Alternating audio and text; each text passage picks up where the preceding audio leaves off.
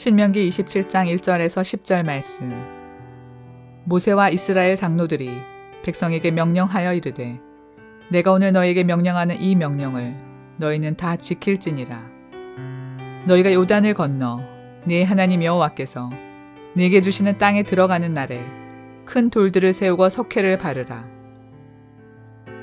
요단을 건넌 후에 이 율법의 모든 말씀을 그 위에 기록하라.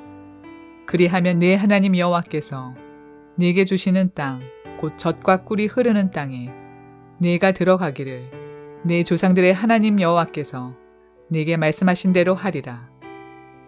너희가 요단을 건너거든 내가 오늘 너희에게 명령하는 이 돌들을 에발산에 세우고 그 위에 석회를 바를 것이며 또 거기서 네 하나님 여호와를 위하여 제단 곧 돌단을 쌓되 그것에 쇠 연장을 대지 말지니라.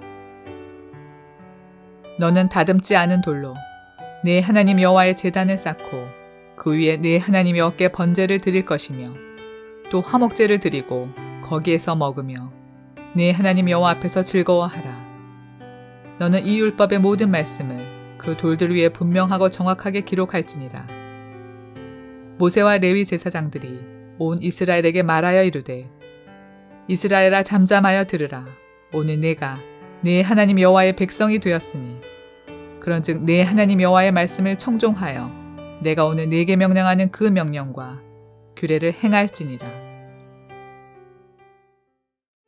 여러분 요즘에 유튜버들이라고 부르죠.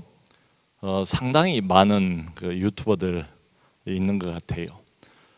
개인적으로 유튜브 방송을 할 수 있기 때문에 뭐 이 사람도 하고 저 사람도 하고 보다가도 이 사람도 이런 걸 하나 싶을 정도로 유명하지 않은 사람도 이제는 뭐 누구든지 원하면 개인 방송을 해볼 수가 있는 이런 시대가 되었습니다.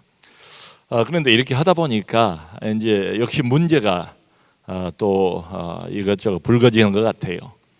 그 중에서 대표적인 문제가 유튜버들이 어쨌든 사람의 시선을 끌어야 하잖아요. 관심을 갖도록 유도를 해야 되지 않겠습니까?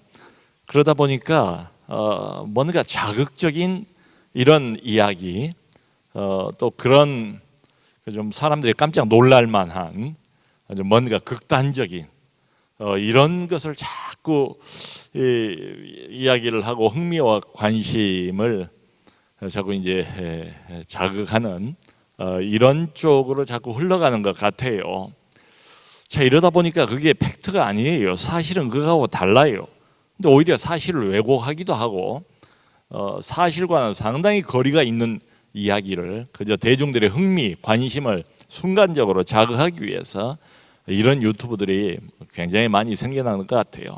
또 이 모든 게 다 이제 돈하고 이렇게 관련이 되는 것 같습니다. 그래서 깜빡 넋을 놓고 그걸 바라보고 있으면 재미는 있을지 모르겠는데 속아요. 사실이 아니니까. 그래서 이제 그런 것들도 좀 분별을 하면서 볼 필요가 있겠다 생각이 돼요. 여러분 그 코로나가 지금 이제 1년 이상 쭉 계속되면서 한 가지 특기 사항은 사기 사건이 훨씬 더 많아졌어요. 대표적으로 보이스피싱이 있지 않습니까? 그러니까 작년도 한 해 보이스피싱이 재작년도 2019년에 비해서 무려 60%나 이게 증가가 됐어요. 보니까 5만 2천 건이 넘어요. 보이스피싱만 60% 이상이 1년 사이에 증가가 됐습니다. 거기다가 불법이에요. 합법적이지 않은 불법 사금융, 뭐 여러분들 대충 아시죠? 이것도 이제 사기 사건이 많아요. 대출 사기. 어렵고 힘든데 또 어렵고 힘든 서민들 마치 벼룩이 간을 빼먹는 것처럼 그런 사람들이 꼭 있더라고요. 대출 사기, 또 고수익을 보장해 준다. 이제 거기 이제 또 솔깃해서 이렇게 넘어가서 사기를 당하는 이런 그 사건들이 아주 대폭 증가가 되었다. 그래서 이제 가만히 이제 그런 기사들을 이게 좀 읽어보고 모아보니까 저는 이런 결론이 나오더라고요. 사람들이 왜 이런 것에 속을까? 뭐 속는 이유가 여러 가지 있겠지만 목회자의 눈으로 보니까 딱 한 가지가 짚혀요. 이건 분명하겠다. 그게 뭐냐 하면 욕심 때문에. 그러니까 어떤 걸 판단해야 하잖아요. 이걸 내가 말하는 대로 할지 뭐 이렇게 지금 유도를 하는데 그걸 따라갈지 말지 그걸 결정하는 어떤 기준이 있어야 될 거 아니에요. 근데 많은 경우에 왜 사기를 당하는가? 자기 욕심, 눈앞에 어떤 이득이에요. 이 욕심이 눈을 가려버려요. 그러니까 욕심이 판단 기준이 돼버리면 그 다음부터는 대책이 없다, 이런 이야기입니다. 그래서 가만히 생각을 해보니까요, 여러분 어떻습니까? 우리가 인생을 살아가면서 뭔가를 계속해서 선택을 해야 하잖아요. 결정을 해야 하잖아요. 판단이 들어가기 마련 아닙니까? 그런데 결국 보니까 기준이 문제예요. 어떤 기준에 근거해서 나는 이 문제를 판단하고 있는가? 자, 어려운 문제를 만났다고 한번 가정을 해봅시다. 어려운 문제지만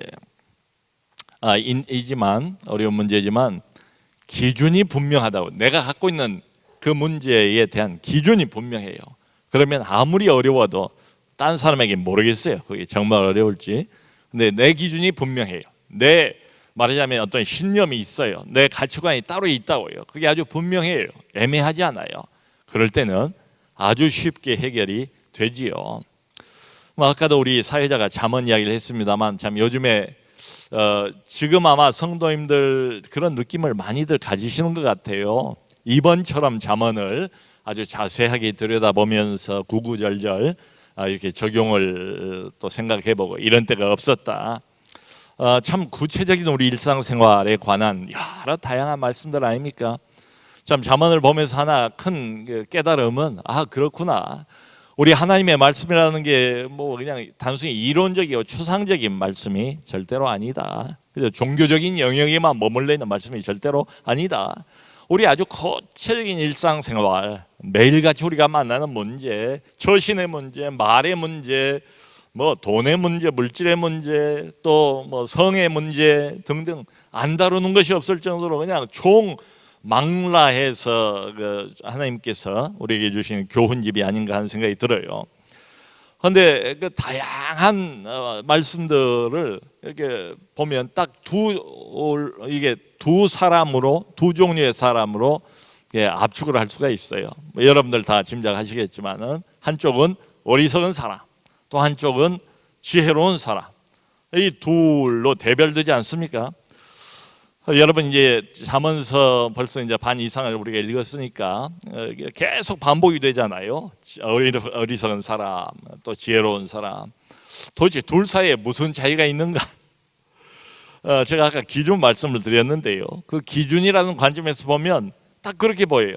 기준이 달라요. 결정적인 차이는 그거 하나밖에 없는 것 같아요. 지혜로운 사람과 어리석은 사람의 기준이 다르다. 어리석은 사람은 기준이 뭘까요? 세상 기준이에요. 눈앞의 욕심이에요. 자기중심이에요. 당장의 어떤 손익계산, 요게 욕심이죠. 욕심. 당장의 눈에 보이는 손익계산, 이게 항상 보면 기준이에요. 근데 지혜로운 사람은 하나님을 경외하는 것, 이 케이스에, 이 건에는 뭐 하나님이 뭘 기뻐하실까, 그걸 먼저 생각한다 이 말이죠. 하나님의 말씀이 이 구체적인 문제에 대해서 뭐라고 말씀하실까, 이걸 먼저 생각을 해요. 그러니까 기준이 완전히 달라요.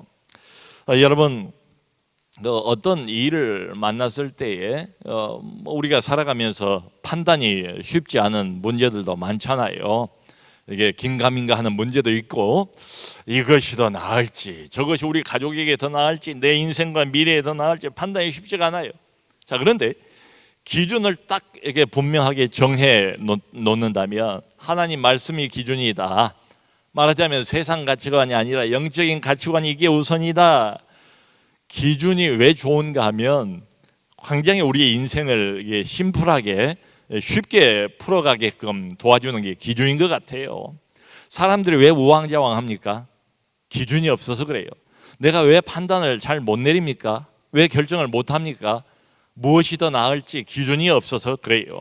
근데 기준이 하나님 말씀이다, 영적인 가치관이다, 하나님이 기뻐하시는 게 뭐냐, 요게 딱 기준으로 잡히면 여러분 기준이 서 있으니까 나머지는 다 거기에 따라서 제자리를 잡으면 되잖아요. 가장 중요한 게 그것이고 그것을 중심으로 해서 판단하고 생각하고 접근하고, 그러면 나머지 뭐 자연스럽게 가장 중요한 그 기준이 중심을 잡고 있으니까 거기에 따라서 재배치를 하지 않겠는가, 제자리를 잡지 않겠는가 싶어요. 자, 이렇게 보면 우리의 신앙생활이라는 것도 뭐 되게 간단하지 않겠는가. 소위 신앙생활에 성패가 있다면 그 성패는 어디서 결정이 될까요? 기준입니다. 기준을 무엇으로 잡고 살아가는가, 여기에 결국 신앙생활의 성패가 달려있지 않은가. 이런 생각을 해봤어요. 이제 대부분 여기 있는 분들은 뭐 아주 열심히 신앙생활 하시는 분들이고, 또 많은 분들이 이제 주일날 예배 참석을 하잖아요. 그러니까 기본적으로 예배 참석해요. 또 주중에 목장 예배도 참석을 해요. 여러분, 주일날 교회 나오면 하나님 말씀 듣잖아요. 그 기준이잖아요. 목장 예배 우리가 나눌 때 뭐 일종의 그 사회에서 모이는 이런 사교 모임 아니지 않습니까? 어쨌든 요즘 같으면 잠언서 본문을 가지고 그 본문을 중심으로 해서 매주마다 이제 몇 사람이 이렇게 모이지 않습니까? 역시 말씀 중심이에요. 주일날도 말씀, 목장 모임도 말씀, 금요일날도 지금도 말씀을 우리가 듣고 있고 말이죠. 자, 그런데 모두가 예배는 다 말씀 중심인 것 같은데 이제 이런 질문이 생겨나는 거예요. 실제로 우리의 삶의 변화는 없지 않은가? 그 참 이상하지 않습니까? 모이기도 한 2번, 더 많이 모이면 3번, 4번을 내가 모여서 계속해서 말씀이 빠져버린 예배가 있습니까? 말씀이 없는 이런 뭐 교회 모임이 있습니까? 다 말씀이 있어요. 다 말씀 중심이에요.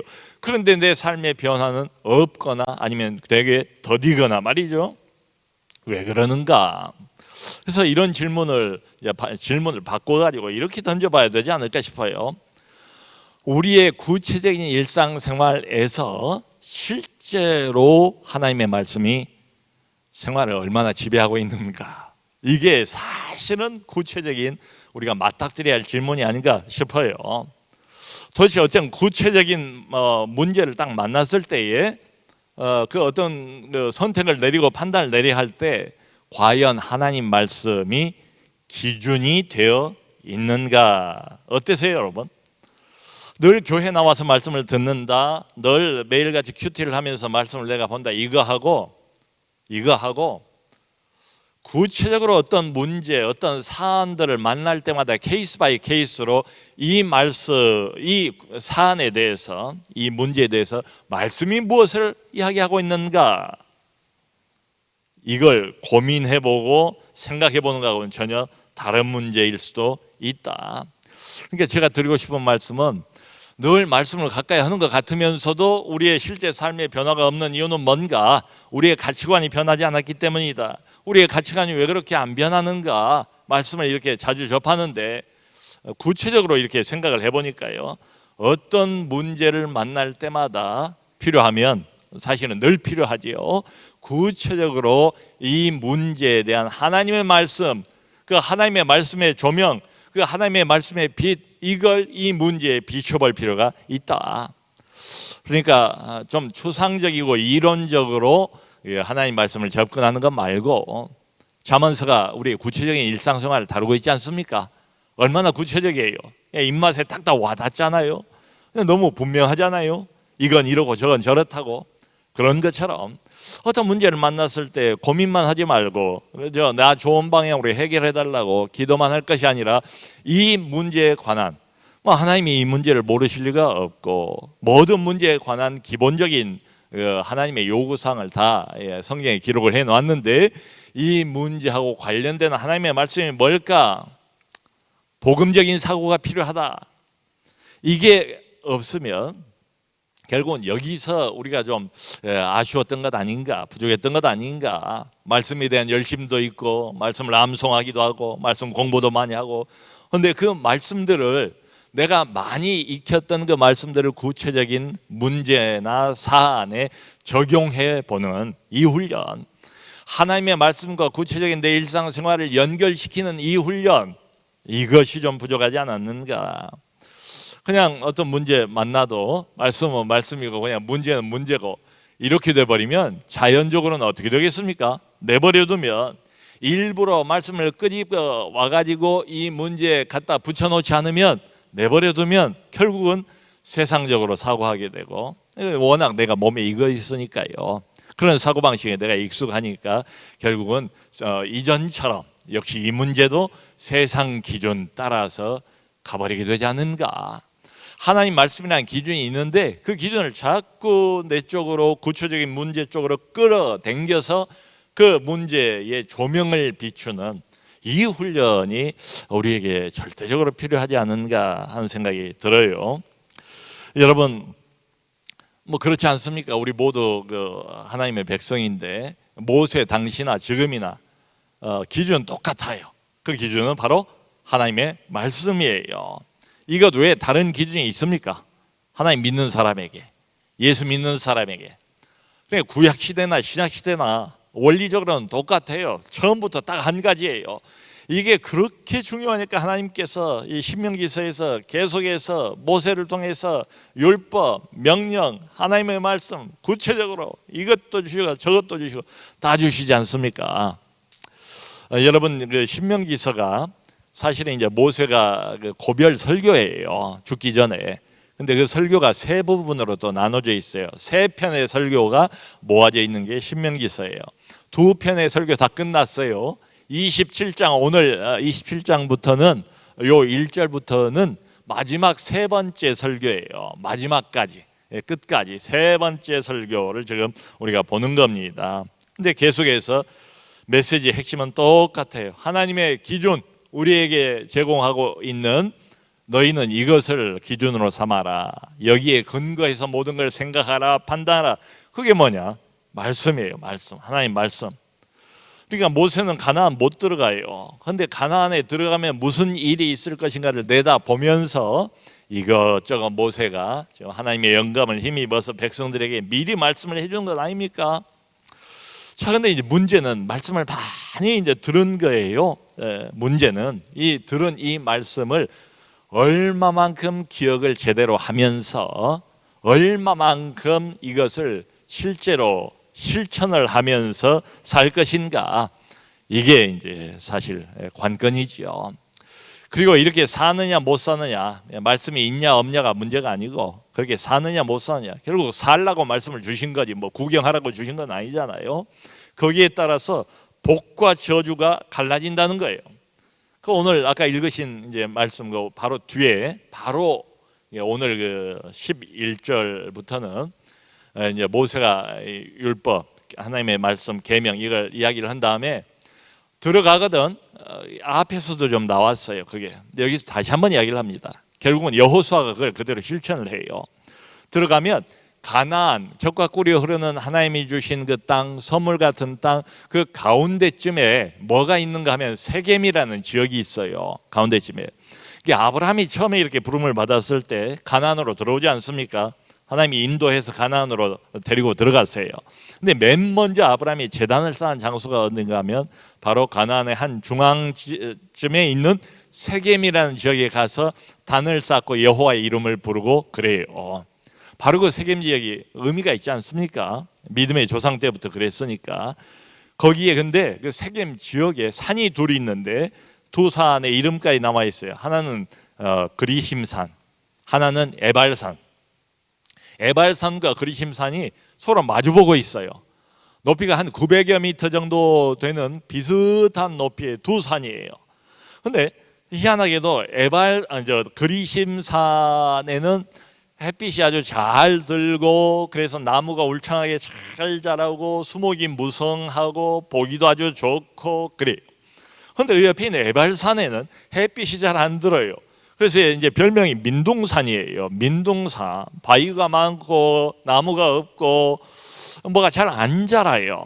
그 두 산이 굉장히 대조적이에요. 바로 옆에 이제 비슷한 높이로 서 있는데, 그러니까 모세가 뭘 말하는가 하면, 자, 가나안 들어가면 이것부터 하라는 거예요.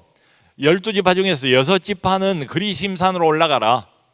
그리고 거기에서 이 하나님의 명령과 말씀 내가 너희한테 전했던 이것을 잘 지킬 때는 이런 축복이 따라온다라고 축복을 선언하라.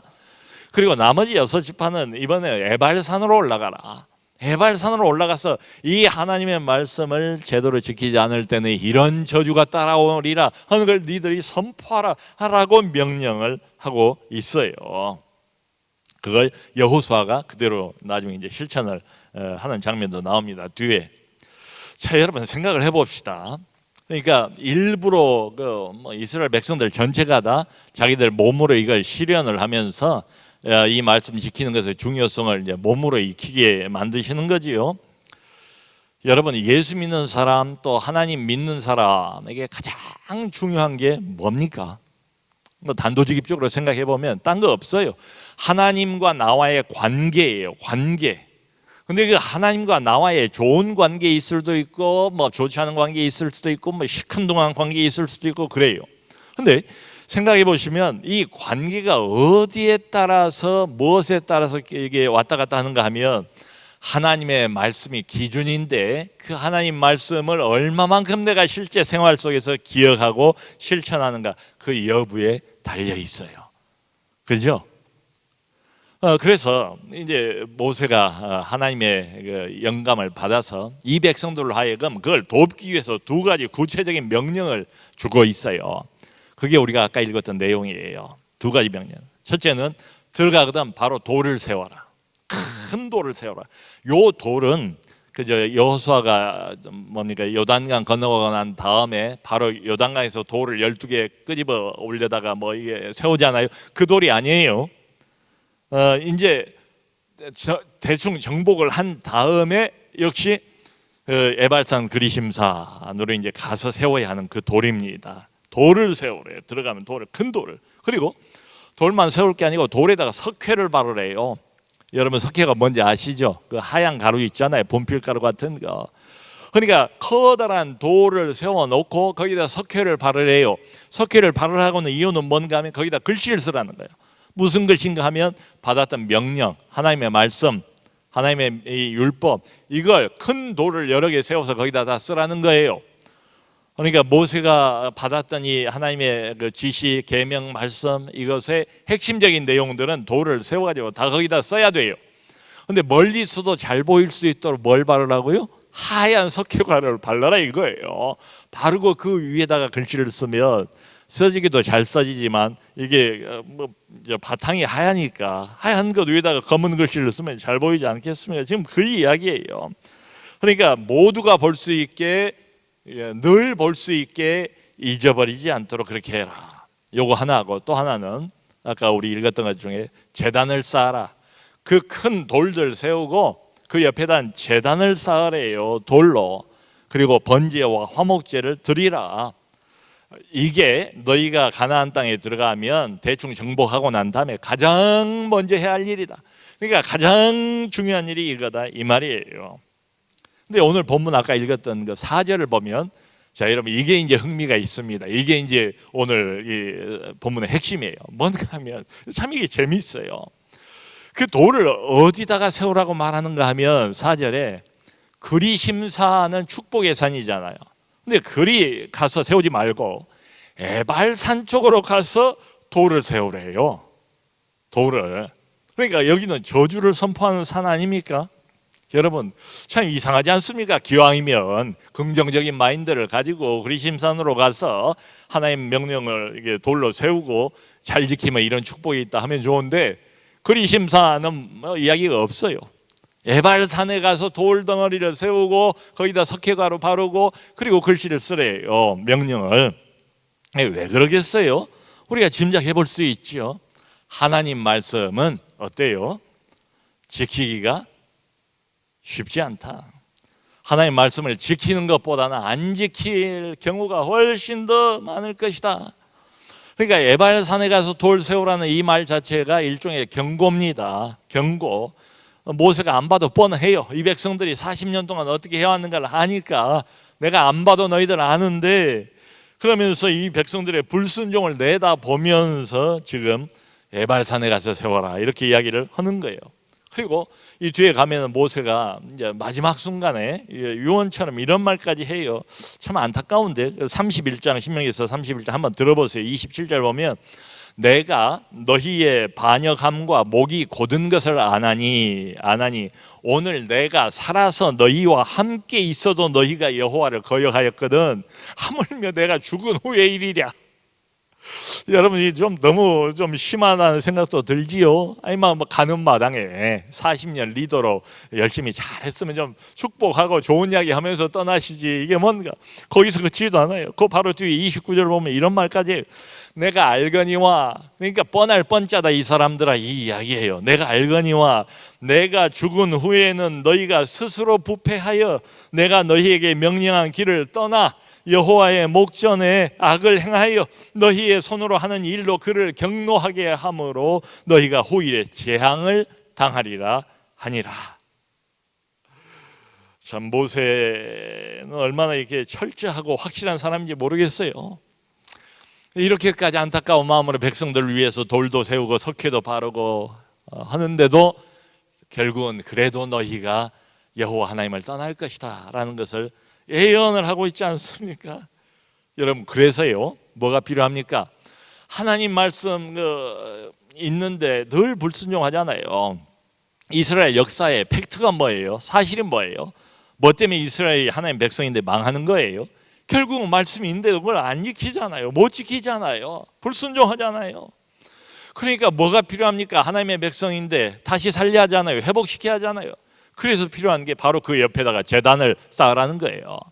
그리심산에 제단 쌓지 말고 죄 용서의 번제와 그리고 화목제를 드리기 위해서 제단을 어디에 쌓아야 하는가? 바로 그 에발산 돌 세운 그 옆자리에다가 돌로 제단을 쌓아라. 이렇게 두 개가 묶여서 나오는 겁니다. 참 얼마나 의미가 있습니까? 얼마나 흥미롭습니까? 성도 여러분, 자 우리가 이거 보면 구원 받았어요. 하나님의 은총도 받았어요. 누려요. 근데 우리의 죄성이라는 것은 너무너무 뿌리가 깊습니다. 그리고 우리가 살고 있는 이 광야 세상은 여전히 세상의 유혹의 파도가 너무나 거센 거예요. 그러니까 이때만 그런 게 아니고 신약 시대도 예수님이 그런 말씀을 마가복음 4장 19절에 서지 않습니까? 말씀의 씨앗을 뿌렸는데 이게 기운에 막혀가지고 열매를 못 맺는데요. 그 대표적인 그 말씀의 기운을 막는 게 뭐예요? 세상의 염려, 재리의 유혹, 이것 때문에 말씀의 기운이 막혀서 열매를 맺지 못하느니라. 예수님도 같은 말씀을 했어요. 자, 그러니까 다시 돌아와서 우리가 열심히 하는 큐티, 목장 모임, 성경 공부, 설교 이게 다 말씀 중심이거든요. 말씀을 가까이 할 수 있는 기회들이에요. 근데 문제가 어디 있는가 하면 정말 구체적인 문제를 딱 만나면 지금이야말로 돌에 새겨진 그 석회 가루에 새겨진 큰 글씨를 기억해야 되는데 문제를 만나면 말씀을 기억하지 못해요. 말씀을 망각해버려요. 그러다 보니까 말씀에 근거해서 뭘 판단하지를 못하고 그 말씀을 구체적인 일상생활에 적용하지도 못해요. 말하자면 말씀이 옆에 있는데 종이 호랑이에요. 말씀이 맥을 못 쳐요. 그러므로 결론은 아무리 말씀 공부를 하고 뭘 해도 말씀으로 내 삶이 결국 변화되지는 않더라. 그냥 하던 대로 지금까지 세상 방식 따라서 그냥 생각하고 판단하고 결정해 버리고 맙니다. 자, 여러분 여기서 우리가 하나님의 이제 이 부분에 관한 심정이 뭔가를 보면 참 지각한 하나님의 배려 아니겠습니까? 그러니까 기록하래요. 기록하라. 잊지 않도록 기록하라. 자꾸 잊어버리니까 잊지 않도록. 그 돌에다 새기래요. 돌에다. 돌이 의미하는 건 뭡니까? 그건 뭐 변하는 게 아니죠. 영원무궁한 게 바로 돌 아닙니까? 이게 영원무궁토록 이게 말씀이 이게 기억되도록 거기다가 석회를 바르래요. 석회를. 구체적으로 석회까지 이야기를 하는 게 잘 볼 수 있도록, 멀리서도 볼 수 있도록, 항상 볼 수 있도록, 영원히 볼 수 있도록. 그리고 돌 제단까지 쌓아라. 말씀 못 지키고 결국은 타락하고 부패할 텐데 그때 하나님의 용서를 받을 수 있도록 그리고 다시 시작할 수 있도록 제단까지 쌓아라. 근데 여기 이제 하나 더 흥미로운 것은 제단을 쌓을 때 모세가 이런 말을 해요. 다듬지 말라. 그 돌을, 제단 쌓는 그 돌을 다듬지 말라. 그리고 그걸 다듬기 위해서 그 철 연장을, 쇠 연장을 쓰지 말라 이 말을 해요. 다듬지 않은 자연석도를 하나님의 제단으로 쓰래요. 거기다 절대로 쇠, 철, 망치 대지 말래요. 이게 무슨 의미겠습니까?